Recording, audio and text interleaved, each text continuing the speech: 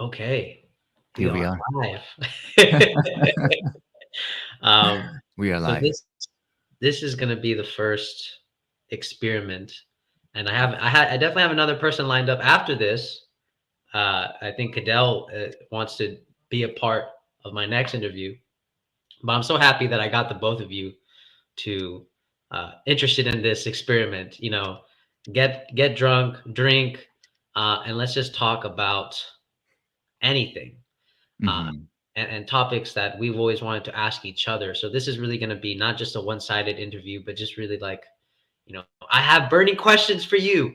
Hmm. Hmm. Uh, Yeah, and, there and I there think are burning alcohol questions. maybe. Sorry, continue. I'm interrupting you. I'm interrupting the host. No, no, no. All I was gonna say is like, um, this isn't a one-sided interview, so please. Mhm. Thank you. I'm also very glad to be part of this experiment, and I'm honored to be the first person, and especially also honored um, to know that Cadell last is the next person. So that context gives me a lot of joy. Yeah, I'm also looking forward to it. I really believe that drinking.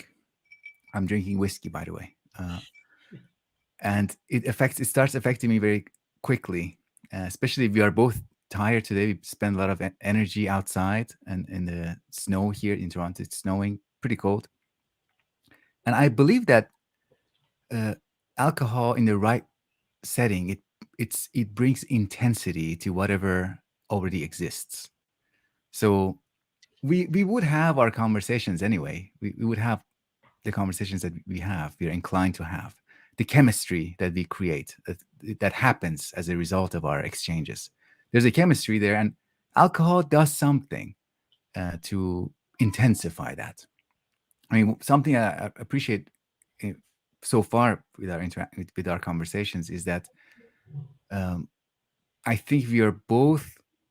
It really matters to both of us being real. We both want to be real.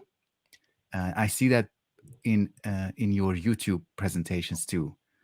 And we are not going to be one of those people who I had friends. I told you in our private exchange, I had friends who, when they drink, they just become somebody else, and it might make you uncomfortable to be around people who just flip into they get too emotional or they get too serious, and you realize that they were holding something back when they were not drunk.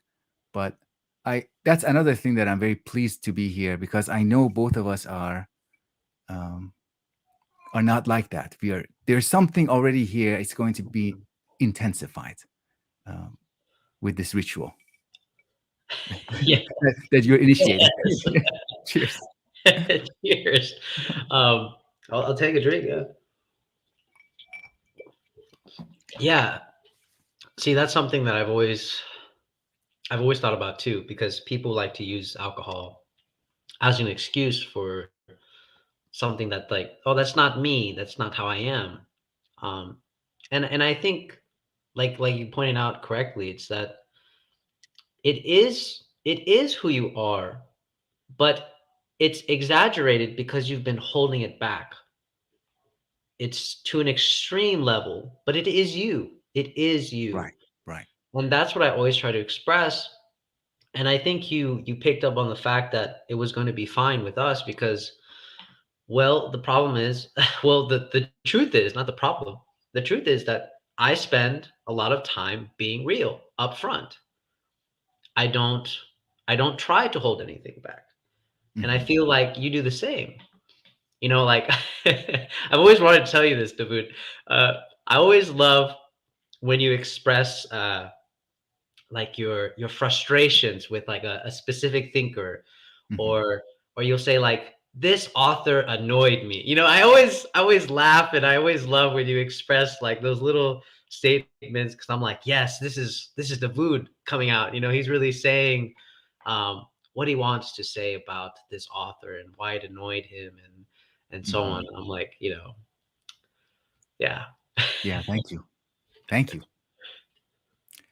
Being annoyed is, yeah, it's it's always interesting. These annoyances, when we express them, we create a little space where people can see. They can see us and they can come and join that, and that annoyance turns into a celebration before you know it, if it is expressed right. If it is Mm. expressed right.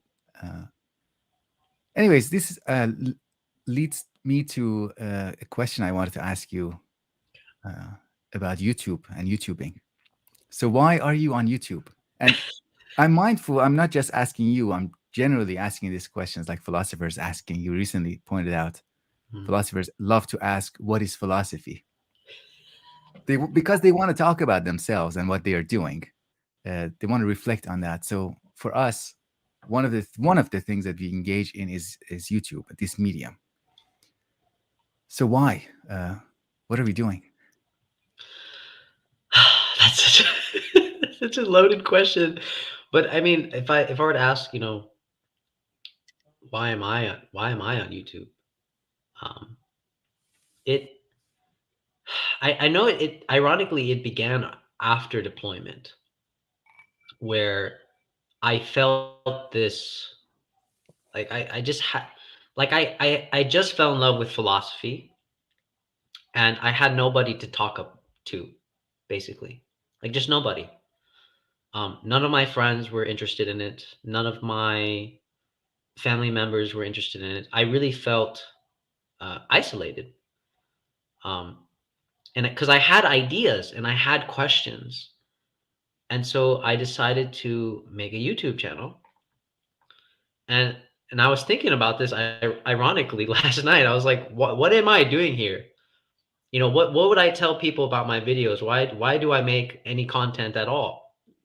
And I came up with the answer, and the answer is this: that I look at my videos like video journal entries where I get on there, I go live, like I'm just real live time, and I just talk about what I want to talk about, the thing that really troubles me, the thing that I want to question, and it's really amazed me by just doing that it has pulled people, has pulled amazing people people I never would have like I never would have thought of interacting. Like when I think about it, like when I first met you, Davood, I was like, wow, I'm interacting with a psychology professor. How did that happen? Yeah. Or like I'm interacting with Cadell and he has like this doctorates in something else. And then I met OG Rose and all of them. And um, I'm fascinated that I'm meeting all these people that I would say that are automatically have a status of what society would deem as, high intellectual, uh, output. They can teach at institutions, they can give seminars and so on. And then I thought, who am I? And yet they find my ideas interesting. They find what I'm saying intriguing. Um, and it really changed my view about being insecure about not knowing philosophy, Hmm. not knowing enough. I think that's probably the better way to phrase it. Is it changed my insecurity of not knowing enough? Hmm. That rather it was not expressing that I know a lot, but it was rather that I want to know. And I'm asking the questions that I think are worth asking. Hmm. And I think that pulled a lot of people like you guys, and I've been grateful ever since. Hmm. Hmm. So, Likewise, likewise. It is a medium. It is a place to be. In YouTube is a, and I relate to your answer. Your answer began with recognition of a lack. Like I loved philosophy, but if I'm honest, for me, the philosophy comes even after. Philosophy is a point after the recognition of a lack. So it's like for me, it was a feeling of I don't belong where I am in academic psychology, for example, or in social circles, and I'm already outside, like a spiritually homeless, let's say. And philosophy is a shelter. Philosophy seemed like a promising shelter. Uh, it wasn't that I had interest in philosophy and then I felt like because of my interest in philosophy, I felt isolated. For me, it was, I already felt like a sense of non-belonging or a struggle to belong. And then it's like, oh, maybe philosophy is the way. Maybe philosophy is a shelter, is a Yeah. place to belong. And you're right. It has a way of it has a way of connecting people.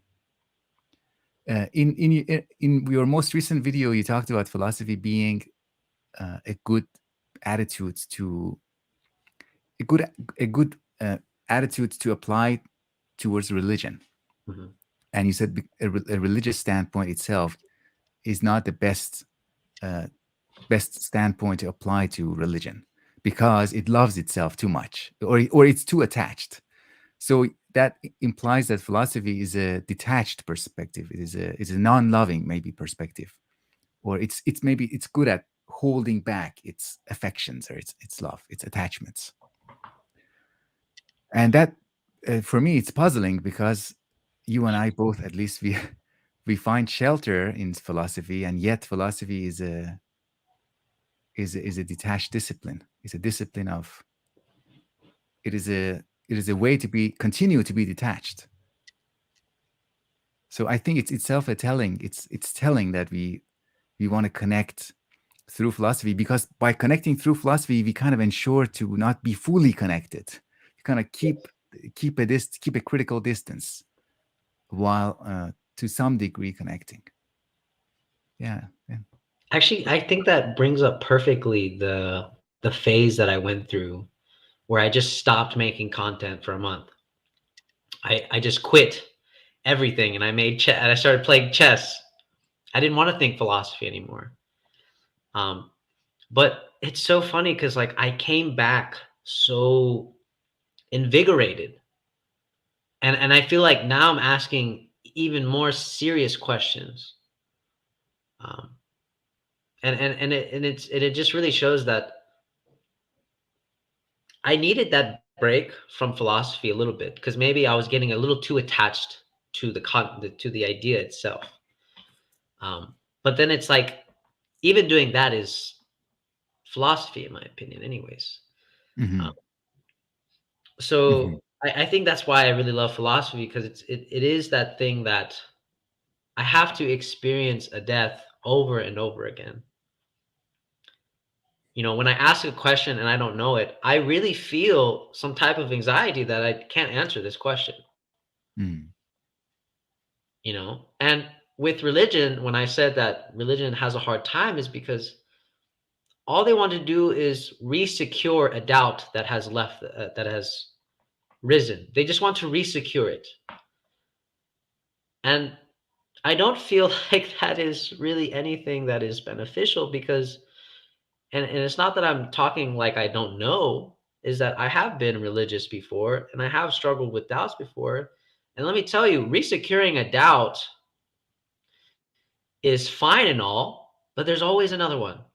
Another one's going to Hmm. pop up, right? Hmm. And then you're scrambling again because you're like, oh my God, this might not be the religion. This might not be true. Right. And it's horrible and it's terrifying. I cannot explain to people the pain that uh, you feel, that I felt when I was having those questions and having those existential like doubts. It's so painful. But then philosophy comes in. It's like, well, here you go. This is normal. Hmm. Be in your anxiety. Ask your questions. Live your questions. I think that is probably the best quote I've ever taken from Rainer Maria Rilke when he said, "Live your questions." And I thought, wow, that must be philosophy. Hmm. Even if I don't answer anything, to live my questions. You know? Hmm. Yeah, living your question also means that you're not being professional about your questions. You're not taking your question to the office and then leaving them at the office and coming back home and watching sports. you know, living your question means living them all the time. At, in every living moment, in every moment that you're alive, take those questions with you, and you're going jogging, take them on jogging. And you're going, I don't know, to a conversation, take them on a date, on a conversation. Let those questions travel through every moment of your life. And then I think that's an invitation. I also really love Rilke and that sentiment from that Mhm. letter. It's a contact. I think it's an invitation to allow contact between those questions, those concerns, and the rest of life. Do not see them as detached. Yeah, yeah. That kind of easily lead me.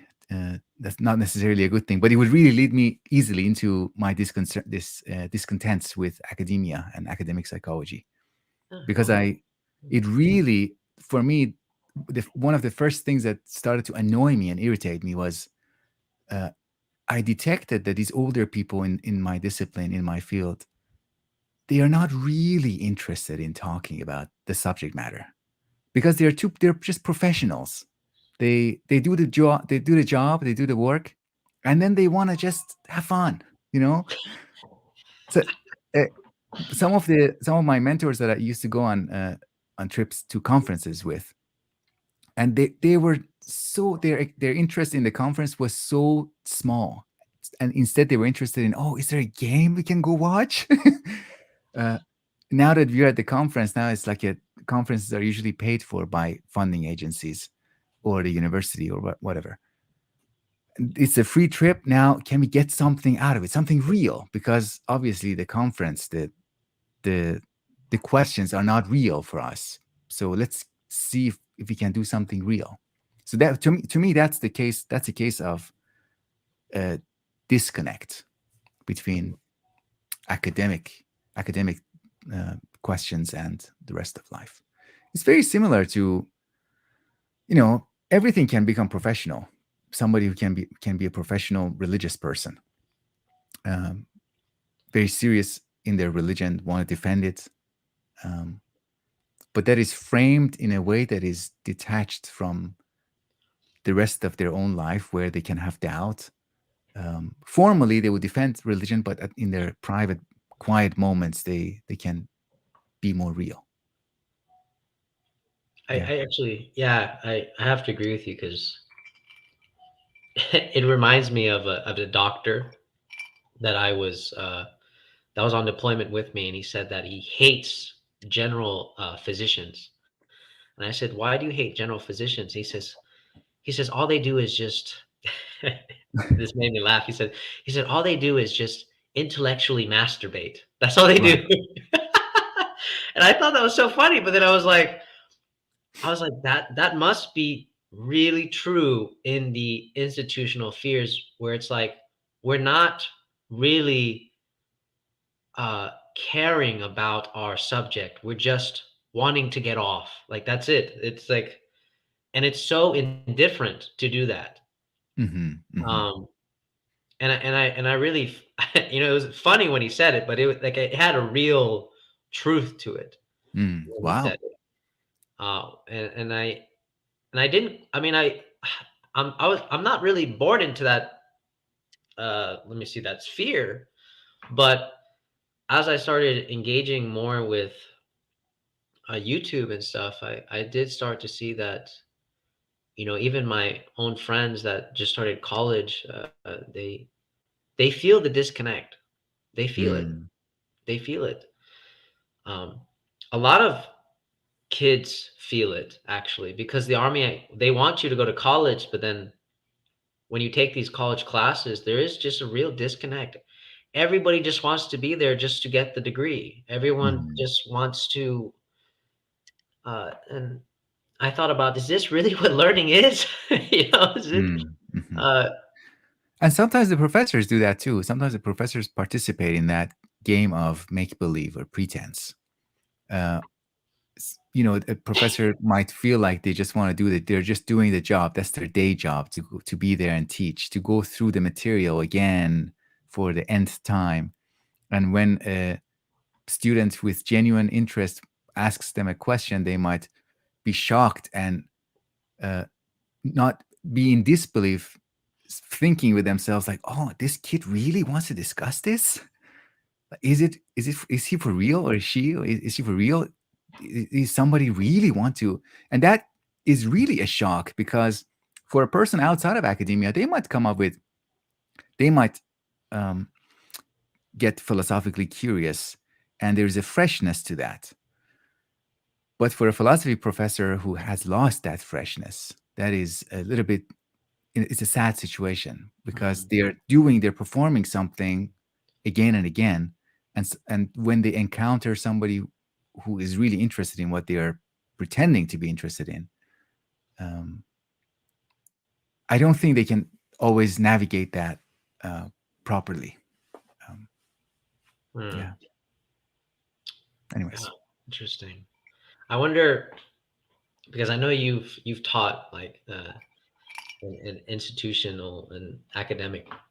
I wonder how would you feel if you had a class, right, an actual physical classroom, Hmm. and it was all the people that you talked to on YouTube, right? It was Tyson, you had me, you had how would you feel? Would you feel like really excited to talk about the topics that you want to teach in that class? Like, Hmm. um, Hmm. would it stir something in you if like just knowing that you're like these guys, they're gonna ask some questions. You know, Hmm. they're gonna really prod at this subject. You know. Hmm. Hmm. Hmm. I think with my peers, I would consider you, Tyson, Daniel. These I consider you all as peers. So I wouldn't call that room a classroom. I would call it maybe a living room. You know, we would be in one of our living rooms, just having drinks and chatting, Mm, and we would take turns to give these uh, I don't know, lecture like monologues, but it mm, wouldn't be that serious.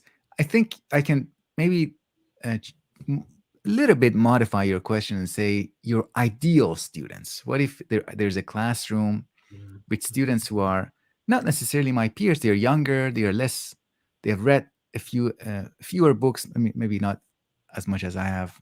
They know I know a few more things than them, but they're interested and they're really there. They really show up in the class. Uh, it's quite rare to see students who truly show up in the class, and if a teacher is sensitive to that, they get hurt a lot. I felt a lot of pain walking mm, into a classroom and looking at faces of students who didn't want to be there. They were not really there, playing with their phones, and I would get to work, and it was a struggle. It was a struggle to generate interest, and um, I really worked hard. I really worked a lot to. By the end of the lecture, a few more students would be interested. Still not all of them, but a few more students would put down their phone and look up with skepticism. It's like, oh, really? Is this as interesting as, I don't know, the most fashionable handbag on the market right now? Uh, so yeah, it is. It really it made me stop overestimating myself. It's not just about a teacher walking into a class and then magically transforming everybody's minds. A teacher really needs students, and without a student, a teacher is the work of a teacher would be meaningless.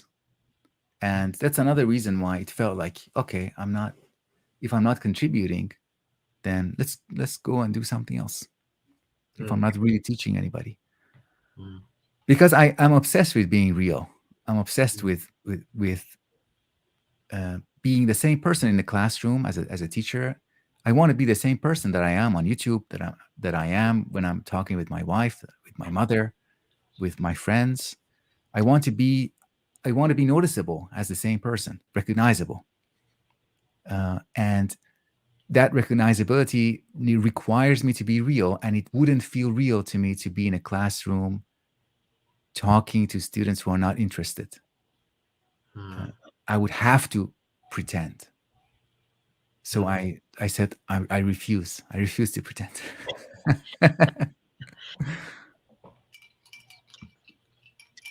Yeah. That actually, ironically enough, that does make me think about Don Quixote.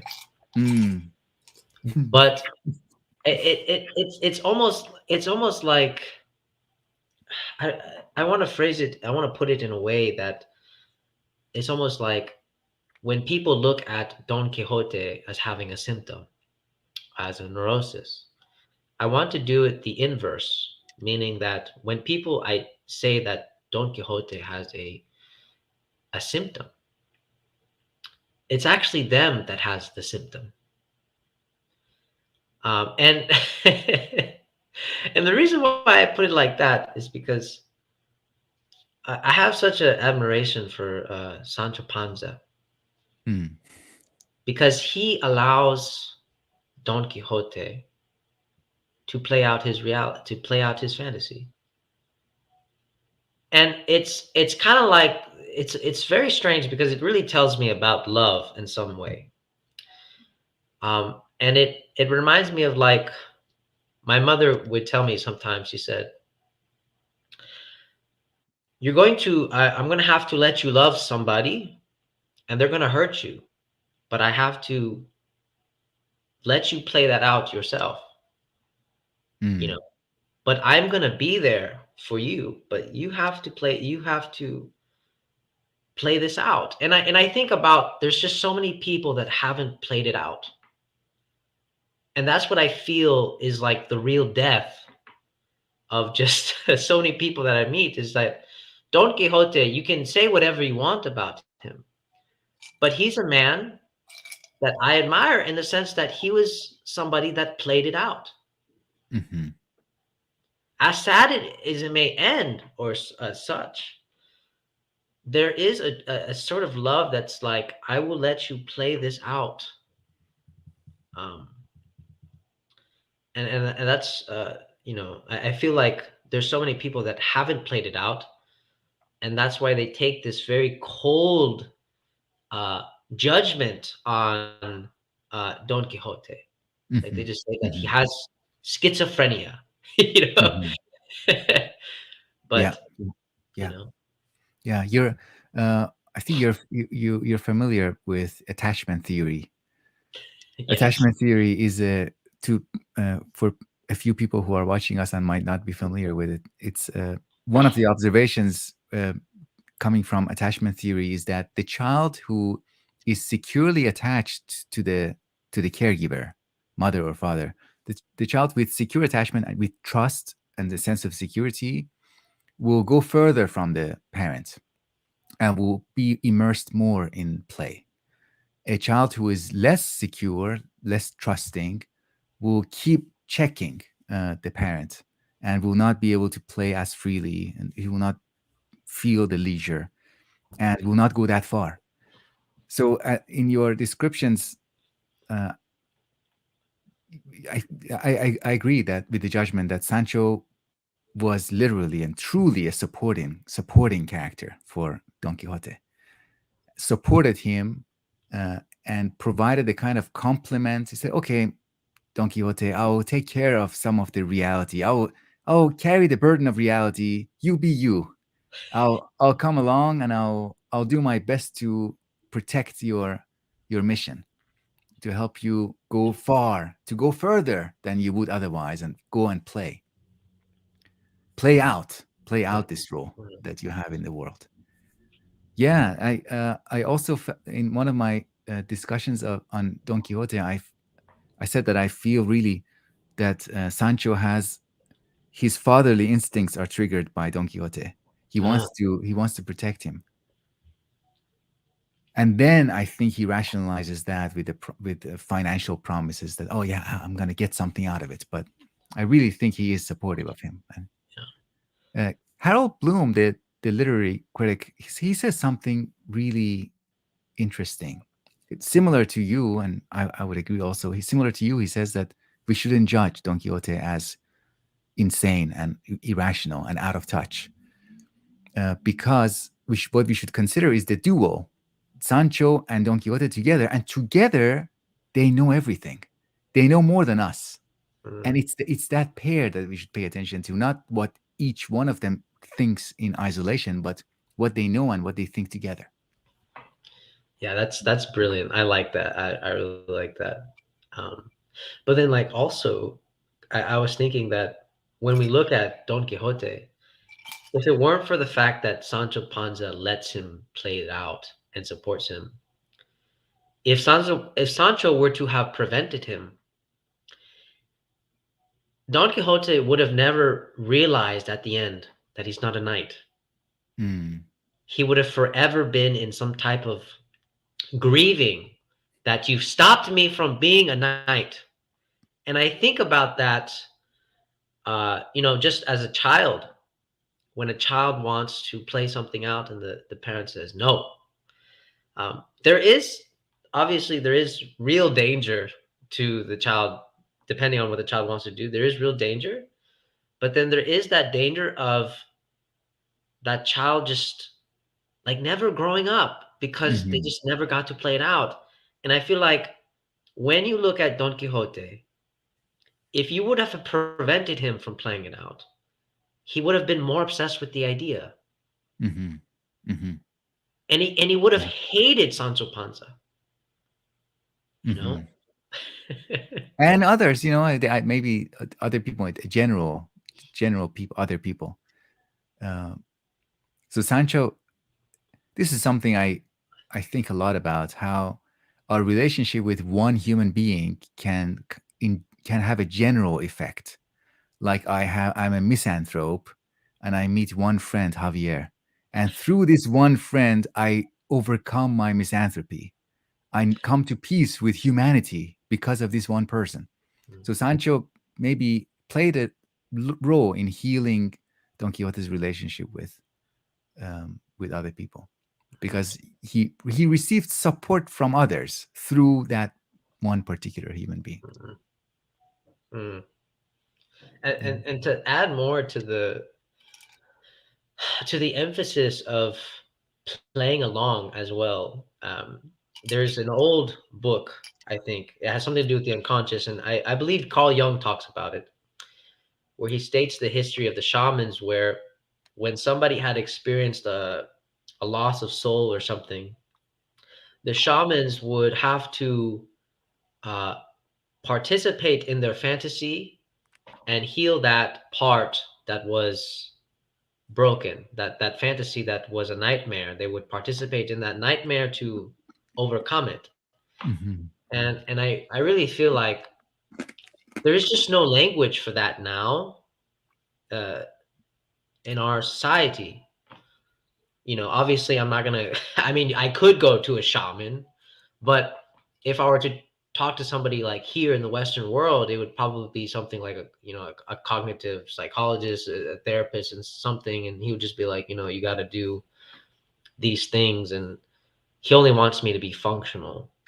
hmm Um, and I hmm feel like that's like a danger when we just only want someone to be functional. hmm hmm Yeah. There was one thing I said. I want to pause a little bit on it, about Don Quixote. You said that it is only by going through the play that you realize that he was not a knight, Yeah. and it's like saying that it is only by going through childhood that you can become an adult. You have to really be a child. Mm, And Rilke, going back to Rilke, it's by living through the question that you can get past them. That's really important. And I think, a lot of times I hear from friends who say, I don't feel like I'm an adult. I don't think I'm a proper adult. I want to ask them, like, were you a child? Were you a proper child? Did you get a chance? Maybe you should be a child. Maybe you should go through childhood, and then you just naturally become an adult because you realize that you are not a knight or you're not a child, whatever it is that you're playing. yeah. Yeah. No, I like Mm. that a lot. Yeah. That no, that really nails it down. And I think I really embraced. I forget who's the name. I want to say it's Stuart Mills, where he says, "Life is about an experiment in living." Um, I've really embraced that quote, "the Wow. experiment in living," because I do feel like actually there is a part of my childhood where I was forced to grow up because I had a younger sibling, and my mother would work nights as a nurse, and it just fell upon me, responsibilities and so on. And as I got older, I just felt this ever pressing need to just do things that were just illogical, irrational, just play things out. If I had a desire, I would just go. If it didn't cause any moral implications, let me just put it that way. If it didn't cause any moral implications, I would play it out. I would Mm-hmm. just go with it. And then I realized that as I was going through my desires, playing them out, I felt like I was a more like furnished human being. Mm. I really, and I think, and it's funny because I didn't realize it at first until people started, uh, I guess it's just weird. It's like people were just pulling towards me. But I really think that it's not because I have this insane charm. It's really because they haven't played it out. And they want to play it out so bad, but they look Mm-hmm. to me. Um, Mm-hmm. Mm-hmm. you know. What does it mean to be a furnished human being? I mean, I know that you talked about already the cause of it. It's Yeah, by taking risks, doing things like considering really your impulses and giving them expression. But yeah, what about the outcome? How would we describe the outcome of being furnished? I think one of the signs of it is when a person is quote unquote furnished, the words that they use has uh, has a richness in it, a richness in it. Uh, and when you listen to the words of the person, you can really feel something is behind them. Like when they talk about going for a run. If you love running, and if you have ran like 1,000 times, hundreds of times in your life, just when you speak the word running and going for a run, you just the other person will feel it because there's substance behind the word. The word is coming from somewhere. So that's is that fair to associate that with being furnished? yeah, yeah. I think so because immediately I started thinking about Murakami on his book Right, on right. running, and that I mean, I hate running, but that man had me running for a couple of days. You know what I mean? Just to feel what is he talking about? What is he saying when he's talking about running? Mm, But I thought that was such a good point, Dawood, because again, it elucidates the idea about this experiment of living, where it's like this person that has this real substance is going to force you to engage in your own experiment of living. That you might say, well, I kind of want what he does. And then you realize that that doesn't work. But then you start going through all the things that, what is it that is really pulling me? mm, And that is what I want to start entertaining as a human being. And that's really what I mean by a furnished human being is like, um, what is it that is pulling me? mhm, And in this mhm, case, I'm really a big admirer of Adam Phillips, mm, where he says, I just do what, and I just say what moves me, and that's such an ambiguous statement, but it's like it's really powerful. mhm, It's mhm, really powerful. mhm. We should also acknowledge that there are moments in our lives that we are not really have too much agency to go with what is pulling us, because the thing that is pulling us is totally pulling us, and we just have to go with it and be truthful, and maybe later we can deal with it a little bit. For example, with me, I had, one of the things that pulled me was I had a few years ago, I started to have anxiety attacks. Mm, And my first response to them was, okay, maybe this is not so serious. And they kept happening. And they became a theme in my life. They became something that I really had to face with. I had to face and deal with. Uh, and so dealing with that furnished me. So I'm now furnished with meaning. I know the meaning of anxiety. I know what it feels like Mhm. to be in a meeting, a work meeting, and suddenly have a panic attack. Uh, and I know now, I know how to deal with it. If it happens to me, I know what to do.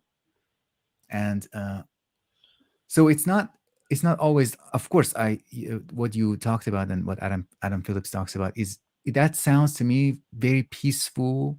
Like you sit back and you consider, okay, now what is moving me now? Okay, I feel a little bit of movement towards Shakespeare, but sometimes it's really like an earthquake, and you're being moved. You don't even want to be moved, but you you gain stability after the fact. Like, Yeah. No, I mean, I love that. I don't disagree. I mean, it's either it's either it moves you or you will be moved. yeah, that's right. You will be moved. That's right. And I've definitely had my experiences of being moved without my consent. Yeah. And being in the army, that's like a daily basis for Mhm. me. But yeah, and I think deployment is where I struggled with that the most. Um, Mm. Really, I mean, I would say, well, as much as I talk about helplessness, I mean, helplessness is what I experienced to the most nth degree, because it's not that I was necessarily suffering from like traumatic events at the deployment, but I was suffering from not being able to necessarily do anything because of the distance. My family was struggling through things that I cannot be there for that. You know, like I'll never forget. Like I think my mom had called me crying. I'm in Afghanistan. Our dog Mm. had died. She's crying, and there's just nothing I can do to change Mhm. to do anything about that. And she's telling me about my sibling and so on and so on, uh, and it's like yeah, it's like I have to live this question that I can't do anything. Uh, and yes, this does, depending on how you handle it, it can make you a more furnished human being. But Mhm. it honestly, it's what turned me to philosophy because it's something that I feel philosophy teaches you how to get comfortable in the anxiety, the helplessness that I don't know what to do. I don't have the answer.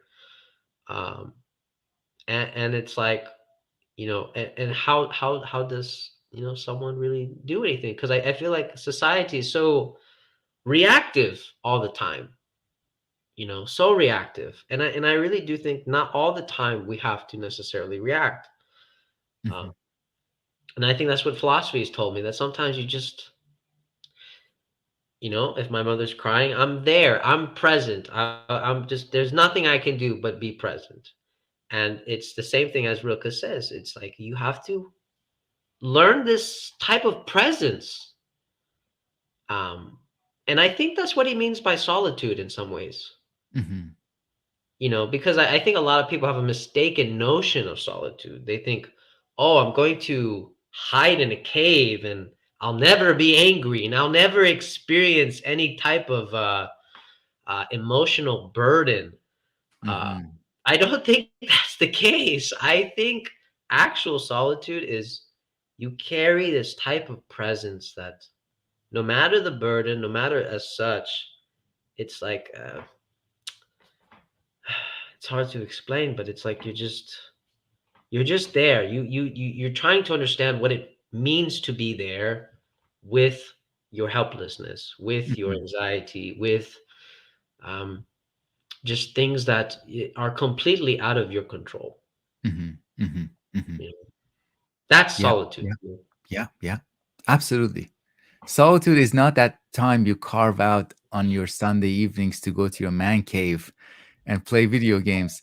Solitude is that moment where I think, when we find ourselves among friends, but something about that experience of being with other people uh, throws us into um, the helplessness of being connected and being understood and being recognized. And being able to help other people, like that moment of a mother crying, and you're listening to it, and you can't do anything, and you know you can't do anything, you can't even try, and but the experience is prolonged, it's extended, you're just, all you can do is just be there. And we can still do mishandle that moment and say, oh, why are you telling me this? Don't you know I'm occupied here? But not, I think not doing that, not pushing back Mm, is key too. mhm. It's not Yeah. that we are totally helpless. Um, we are still free to refuse that helplessness and push the other person away. But that would be a betrayal of our solitude.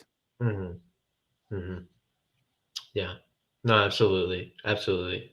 Because it does remind me of, like, a lot about, what I had previously talked about family, where it's, for example, like, I always bring this up because it was something that actually it began to anger me.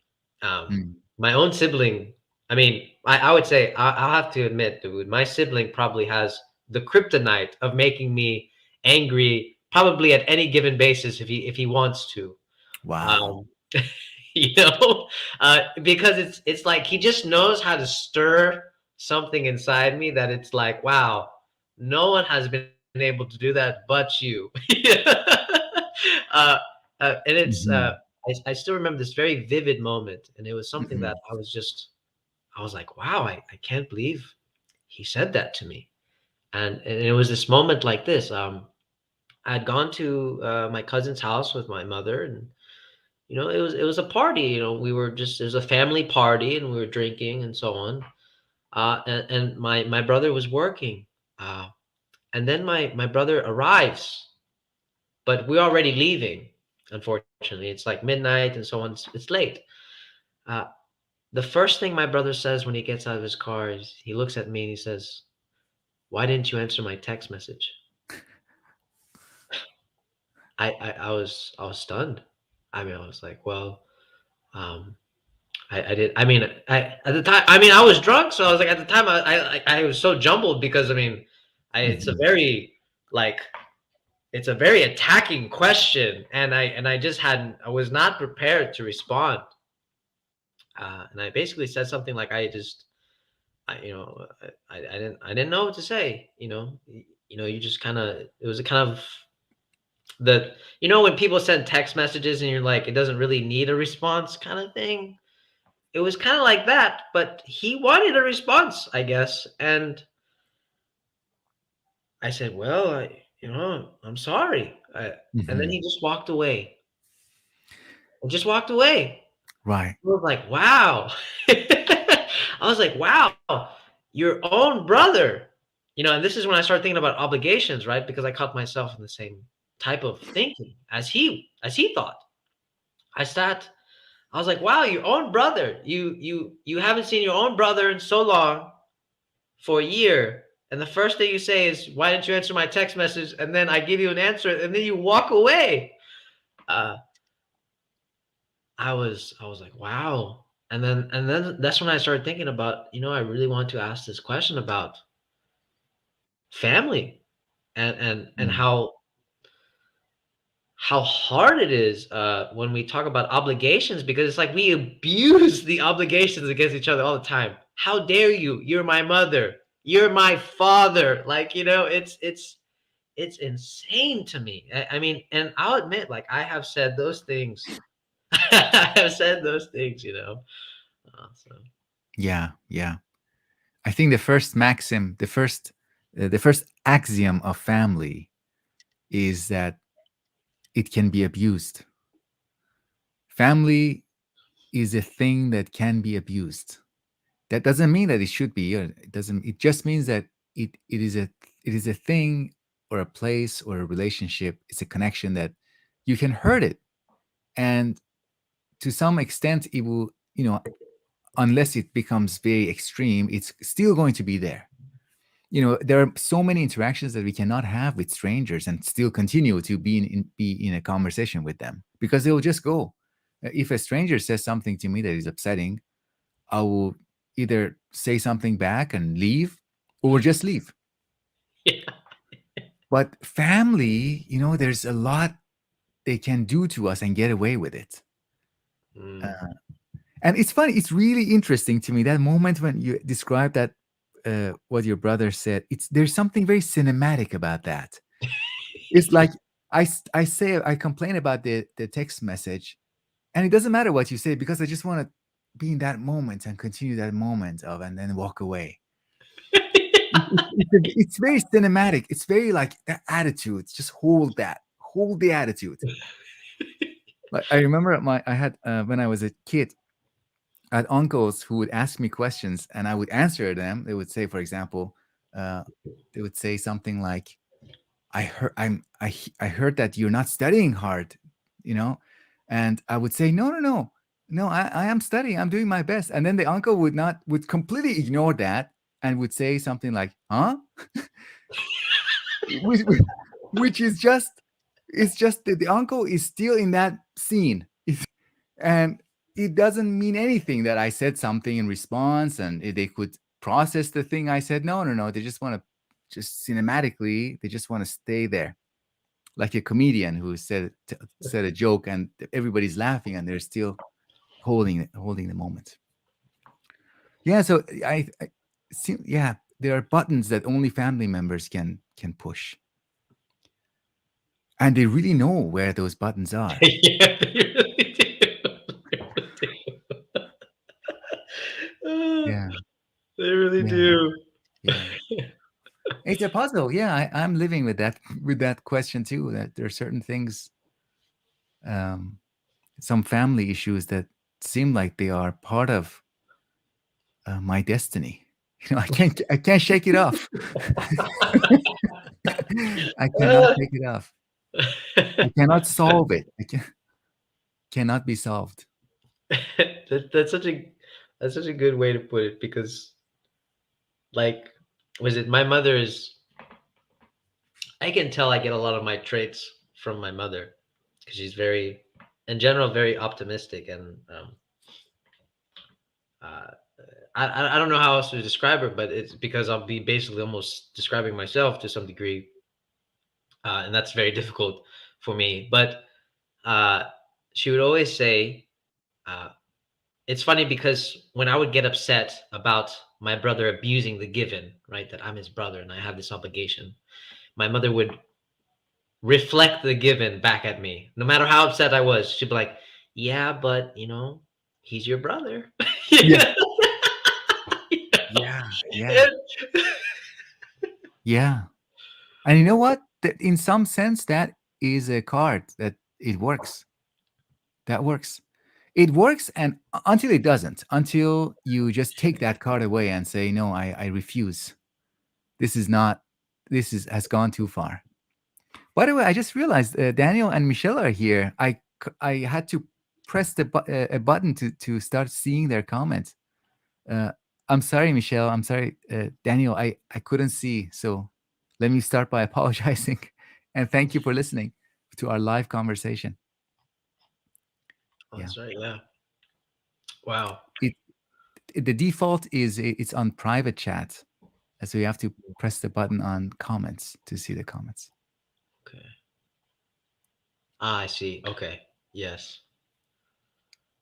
Oh yeah. She was. She was like, "Great question, Davood." Now I don't know which question she's talking about. I think maybe we could follow some up. She's like, be in your anxiety. So that must be in the philosophy question. She said, so good. Yes, live your questions, Rilka. Um, and then I think she's saying, thank you for sharing the mood. I can resonate with that. Anyone can become professional that detaches them from the questions, from living the questions. Hmm. She really appreciates your experience, Davood. And then I believe Daniel here is commenting as OG Sitting Rose. in cave. Sitting in the cave, shoot. This is delightful. Yeah, Thank you yeah. guys for commenting.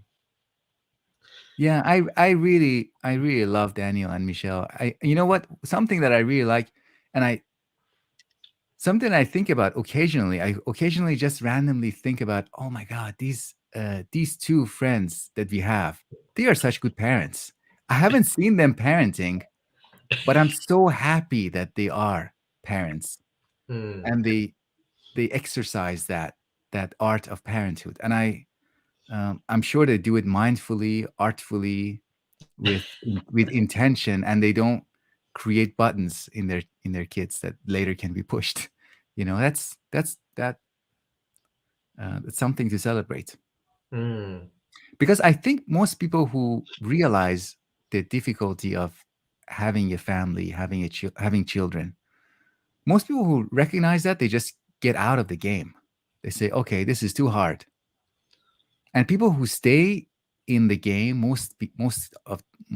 in most cases, I think, are people who don't realize how difficult it is, how tricky it is, and how much damage you can do if you do Hmm. it wrong.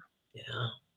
Yeah, it's very rare to find people uh, who are mindful and continue. It reminds me of my mother would always tell me and my brother. She would say, she'd be like, "Well, I don't know anything about love, I guess," because she had gone through like two failed marriages, and she would say to us, "But you know what? If you don't know what a successful marriage looks like, at least you know what a failed marriage looks like." Oh my goodness. And then They feel, I'd be like, "Oh my yeah, God, mom, yeah, please stop with that." But that- yeah, go yeah. ahead. That's also like moments like that. My mother wants to still be able to say, "You're welcome."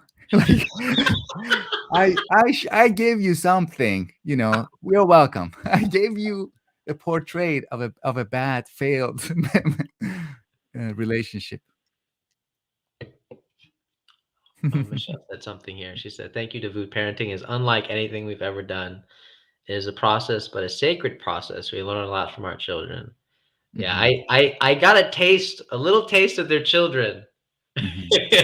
which is so dynamic that I've always been paranoid about this because I'm like, uh, I remember talking to my mother about this. I was like, I don't know, mom. I don't know if I could actually be a good father, you know?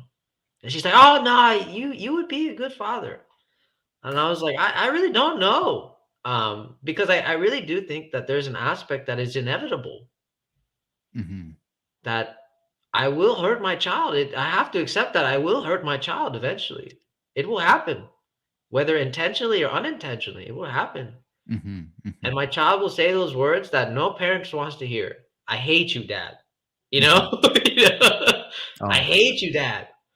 And you'd be like, yeah. wow, who can prepare for that statement? Then you really be furnished with a child's hatred. Oh yeah, Uh, I'd be furnished. Yeah, yeah. That's first. I'd be like, yep, that's it. It completes it. He finally said he hates me. I did it. I did it. yeah, yeah.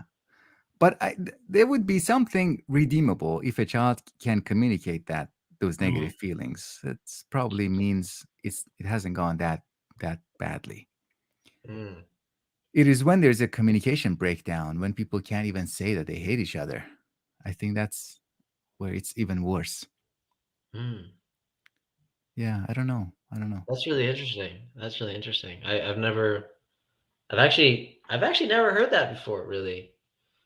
Um, Like, I had an argument recently with my sister, and my sister is so important to me, and I want to have a functioning relationship with her. And something happened. We had an argument, and it was one of those. We went through a phase of not talking to each other for a few days, and that was difficult. And then we started to talk again, and she started to complain. And when she complained, I was like, "Oh, that's a relief. She's saying that she's upset. That's great. I can work with that." Or if I have a child and the child says, "I hate you, Dad," that I can work with that. Yeah, let's talk about it. hmm, But if there's like a avoidance, consistent avoidance, hmm. that means I've really screwed up. It actually reminds me in a very strange way about what I tell my parents every time they don't hear from my brother, because they're like very worried about my brother. And what I always tell them, and it's a very strange thing to tell my parents this, but I say, if he if he's not calling you for money, then life must be going fine for him. You know? Because Right. in our familial experience with my brother, if he's actually having trouble, we're all getting contacted, you know. Mm-hmm. And then we become really worried about what's going on. Mm-hmm.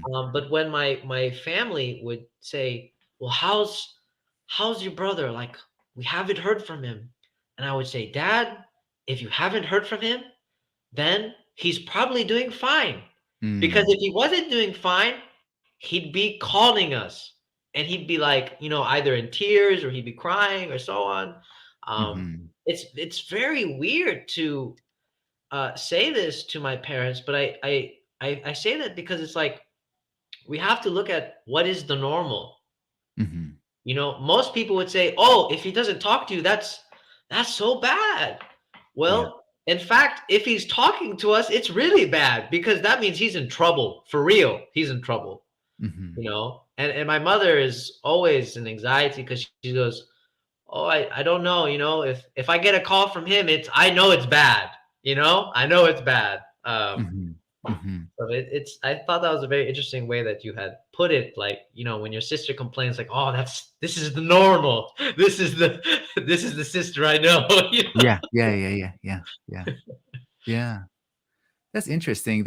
Uh, I think when would you agree that when we love someone, we don't pay attention to what is normal and then comparing the present state with the normal. We don't. Love prevents us from thinking uh, rationally in that way. We want we want the son to call. Mhm, As mhm. in the position of a father, we want the son to call. I don't care how he normally behaves. I just want him to call me, even if he's doing well. But Yeah. of course, rationally, if rationally we walk through the steps, then we would come to the conclusion that this is, as you said, it's a right, it's a good sign. Um, Yeah. No, no. Yeah. No, I think you phrased it right because I can tell my parents they really want him to call. Of course, without the problems. They really do. They really do want to call, and even me too. For me, I'm like, I would love to have a conversation where he's not in trouble mhm, for once. That I can we can just talk, and there mhm, isn't something that is being demanded that I have to do to get him out. Um, and so like I know as family members, we all want this. We all want this. But we also know that you know just to ease our anxiety that if he doesn't call, then things must be not bad. mhm. And it's unfortunate that we have to resort to that type of understanding, unfortunately. But I know that a lot of people go through this, with their own families in some type of way. Yeah, yeah. Family is a rare thing nowadays. I mean, family. We used to really have families. When I remember my grandparents um, hanging out with them at their place. That was family. I mean, you don't have to call when you go visit someone. You don't have to let them know, and the door is always open. I think it started with the in our lineage. It started with my parents, where sacrifices started to happen. Because as we said before, we already touched on this. Family is something that can be abused. Among everything else that we can say about family, we can say that it can be neglected and Mhm. abused. So you might think that, oh, I can just use a babysitter, or I can just use daycare for extra, for like overtime daycare, and um, not spend time with my kids and be tired and go to bed when we go home, and not and let time pass, let years pass without spending quality time with with my children. And That's a sacrifice, and later we might be surprised that that had consequences. Hmm. Uh, because that was a totally like that started in it wasn't the case because my grandmother, my both grandmothers were they spent time at home, um, significant time, like they were really available, Hmm. and the family was a different. It had a different dynamic. Children were children had a place. They were children. There were more connections between families. Like kids of this family would spend a lot of time, like be like kind of brothers and sisters, siblings with the other family.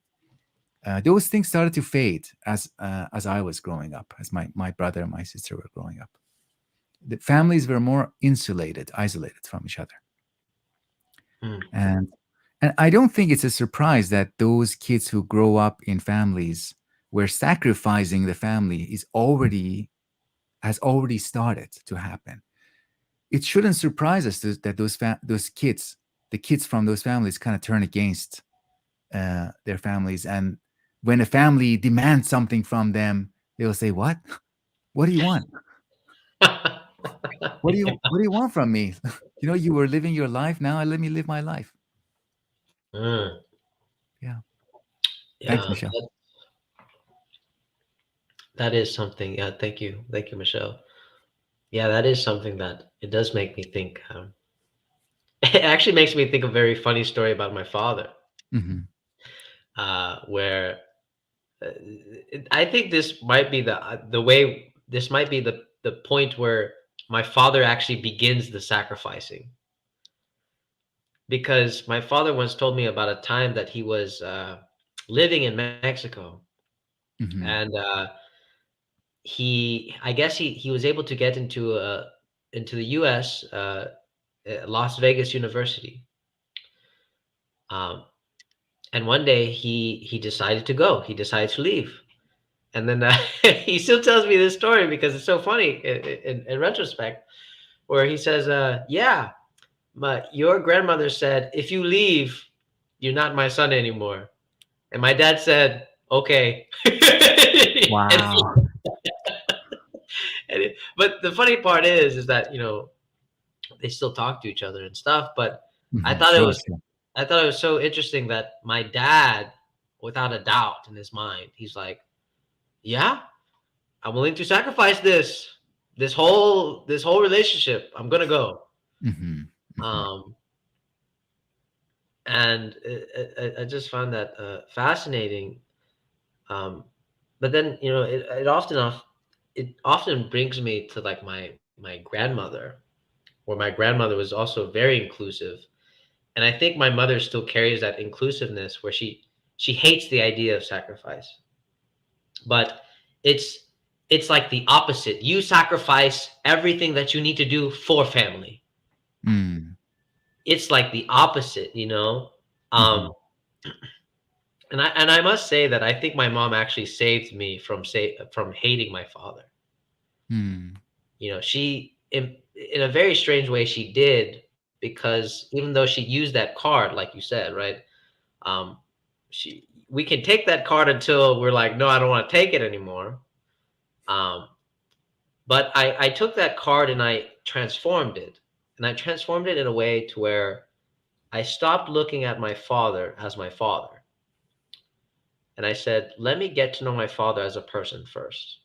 Hmm. And I started realizing something very amazing. And what I concluded was that my father is actually a good person. He's just a horrible father. Mm. And that I feel like that's a very hard distinction to make Hmm. when you're so caught up in looking at your family as just the roles that they play. Hmm. And I thought, what would it be like to get to know my mother as a person and not hold the obligations of motherhood against her? Hmm. What would it be like to meet my cousins as people and not hold the obligations of, just being a family member? And this changed my experience. I mean, completely. And I feel like it's I I feel like maybe not a lot of people can do that, or they have to work through it, because I mean, I'm not gonna lie. I mean, it was really painful for me. It's not easy saying what I said. I took it really slow with my father. Texting him slowly. Eventually, we would call each other, and eventually it came to, like, before deployment, I finally actually visited him. You know, so it was a gradual process, but eventually I made this realization about what is it like to toss away this role, being a father, because being a father comes automatically with so many uh, burdens and responsibilities that it's really hard to see the person. Automatically I just look at my father and say, well, you weren't there, so what you doing here, buddy? you know? you know? Uh, Yeah. but then it still raises the question, but it's like, do you really know your father? Do you Hmm. really know who he is? And I think my mother saying, just, whatever happens, he's your father. You have to talk to him. She would always just Hmm. put that on me. And I hated Hmm. it, but I took her advice seriously. Hmm. Hmm. But in your own way, you use the method, you use a trick. Yeah. Yeah, I did. I did. It I would did. be, and it's a very philosophical. I think it's a very philosophical move to dissociate the person from the concept of fatherhood and motherhood. I did a similar thing a few years ago um, with my mother. I remember she was coming to visit me. I was living in a different place, and she was coming to visit me, and I was really nervous. I was already exhausted before before her arrival. I was like, oh, I can't deal with this, and I started to just this solution just came to me naturally, like like an inspiration, a lucky inspiration. That and it started to tell myself, she's just a woman. She's just an old lady, just an old woman coming to see you, you Mhm. know, and like it's really effective in neutralizing the situation and to in unburdening the other person from that this role that really overwhelms your view and your experience of them. Mhm. And of course, after a while I started to say things to myself like, oh, this lady is really demanding. this, this lady demands too much from me. I don't know why.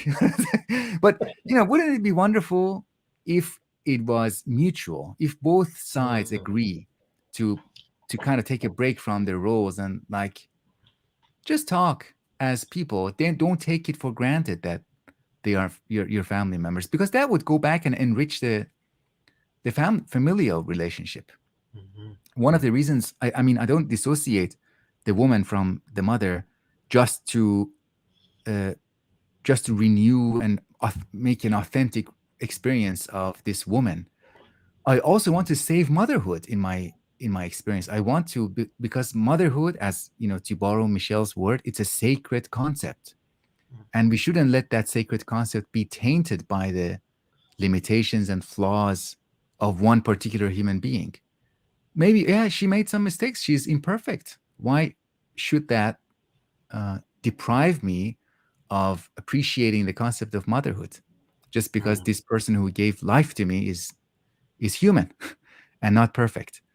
So that's it. We are, by dissociating, we are, I think, trying to protect both sides, both the concrete and the abstract, Mhm. both the concepts and the experience, because they're both valuable.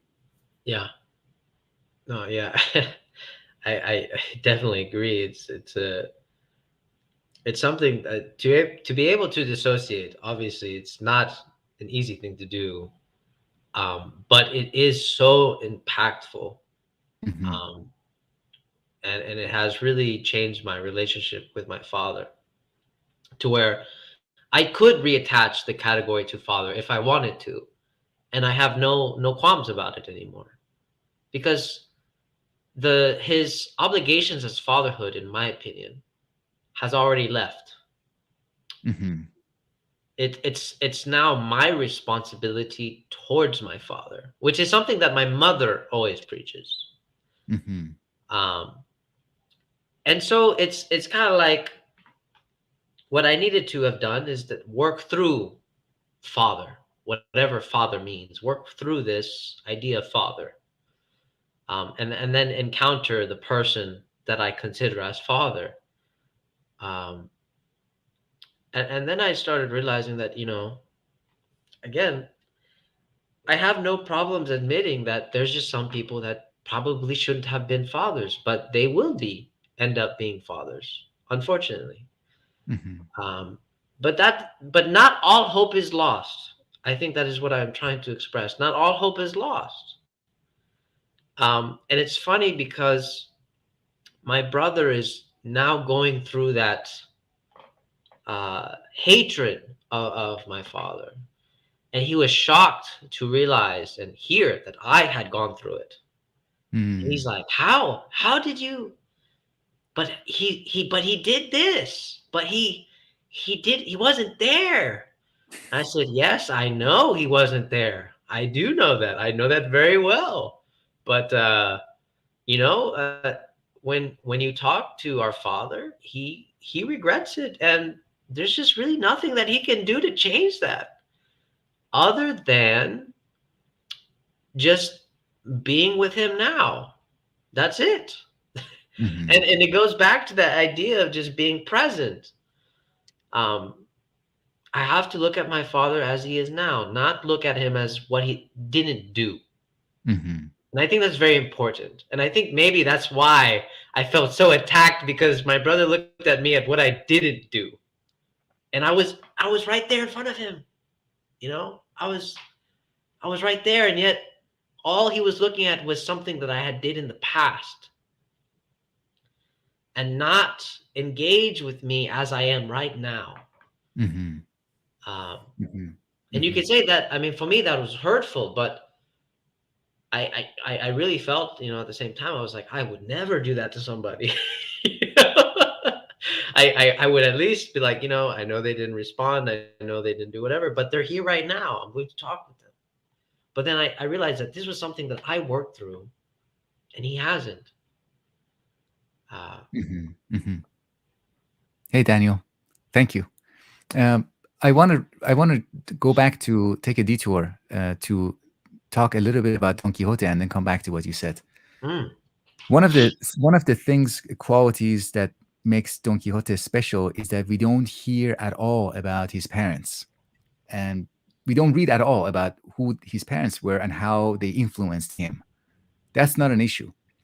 Uh, because his story begins with an act of self-creation, mm, and he begins by creating himself. He decides who he is, and he gives himself a name, and he starts naming things. Even he gives a name to his horse, Rocinante.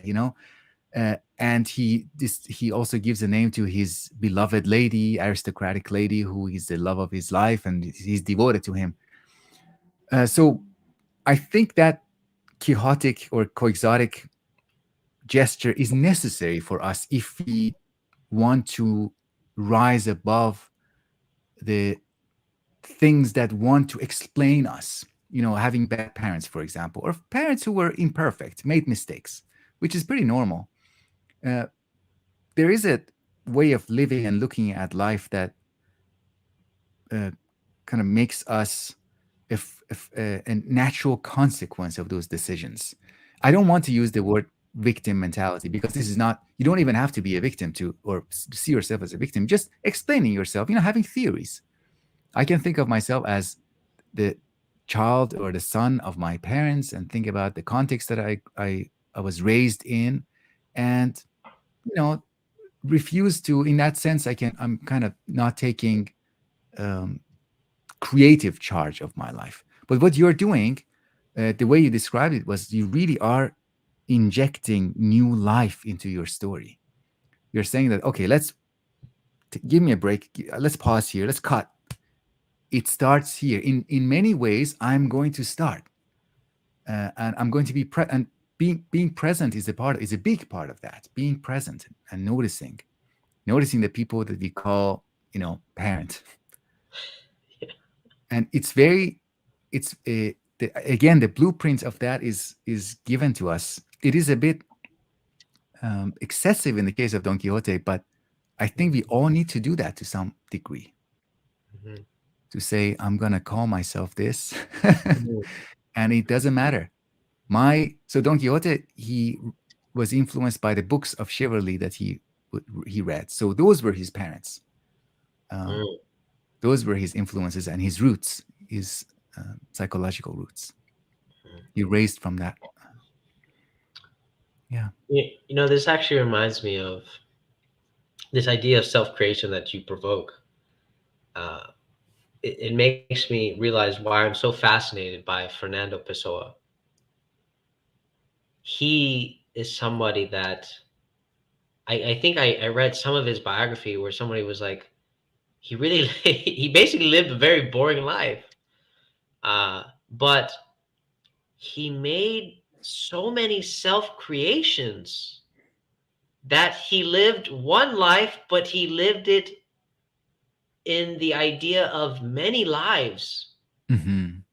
And I just find that so fascinating because it's like, my God, I mean, we obsess about one life, and this man was obsessed about living many lives.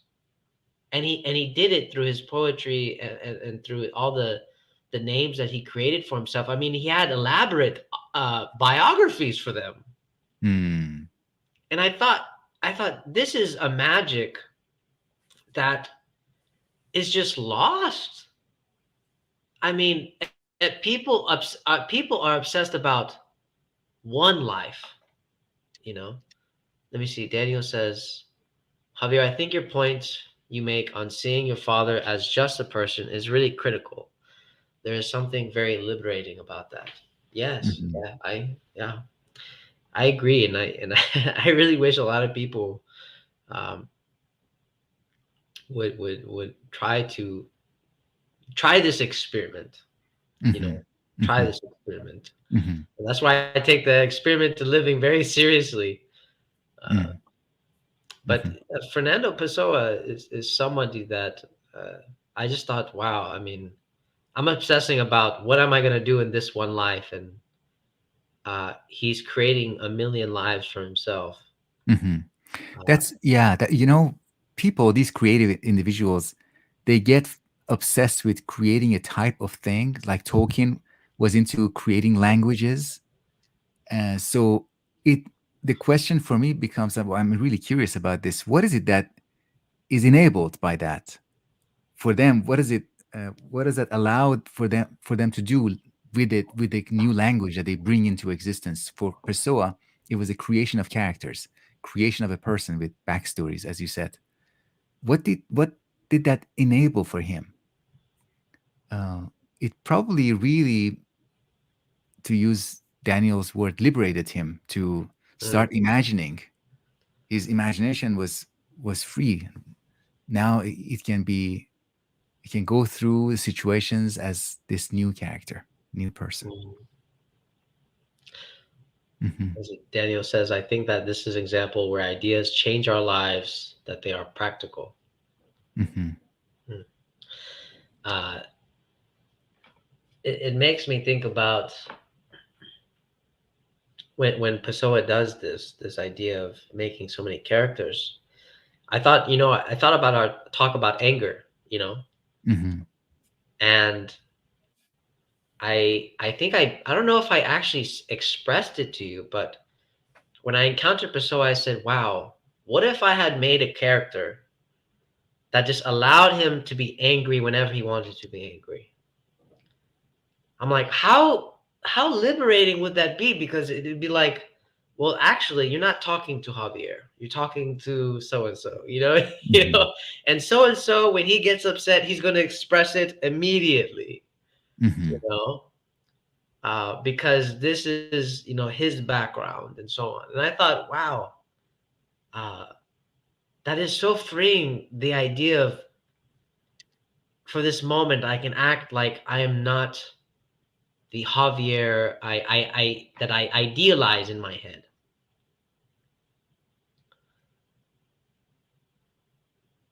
Oh, I see. Daniel says, "Ooh, I never thought of Don Quixote's books being his books." That's great. Being his parents. Yeah. Yeah, the Yeah. original statement was a tautology. I was like, what? Books being his books. But yeah, he quickly uh, revised it. Mm. But it's okay. I mean, who knows what's happening now? I feel tipsy because of the nature of our conversation. Because, but I think we could have, next time, maybe in season 2 of your drunk interviews, Mhm. we can push it further. We can drink a little bit more. Uh, Okay. yeah, but it was great. It was great. All How right. do you All right. feel? Is it? I mean, yeah, I thought this was a wonderful talk, Davood. Yeah, likewise. And There are other open-ended things we can talk about, but we yeah, can we can meet again to yeah, discuss them. Yeah. yeah, absolutely. So yeah, I mean, I'm just probably as tipsy as you are. So, but I will read Daniel's comment. Let me see. It's interesting to think of linking Don Quixote with Javier's idea of seeing his father differently. Oh, okay. Yeah, yeah, that's a good point, Daniel. Um, Isn't Daniel so wonderfully full of energy? I, yeah. I don't I can't imagine Daniel tired, you know? Yeah, no, I mean, I think he I just have to at agree. nighttime he just immediately falls asleep. He goes from a state of like his usual state of alertness and energetic, just a source of constant energy and joy, and then he Mhm. closes his eyes and just goes to sleep and then wakes up. Yeah, I mean, I have to admit, the first time I actually brought Daniel to one of my reading groups, they were very, it like stirred their whole being. They're like, Mm. wow, this guy, Daniel, he has a lot to say and he's so excited. Shakes And they things were, up. yeah, but He doesn't they leave things fell in love with him. unshaken. Yeah, yeah, sure, sure. Yeah, he doesn't get tired. um, Yeah, they're wonderful. Both Daniel and Michelle. I'm really glad to know them. And thanks to YouTube, you know, yeah. thanks to All thanks to right. YouTube. Um, I think we can wrap that up and leave with all the open-ended questions that there is there. He says, "Coffee, God bless coffee. We're so glad to know you." It's All mutual. right. Well, thank you All right. guys for commenting and being here with me and Davood, and I really enjoyed this, and I think this is definitely something I will continue doing, and yeah. Great. All right. Thank you guys Thanks, Javier. for watching. All right, you guys take care.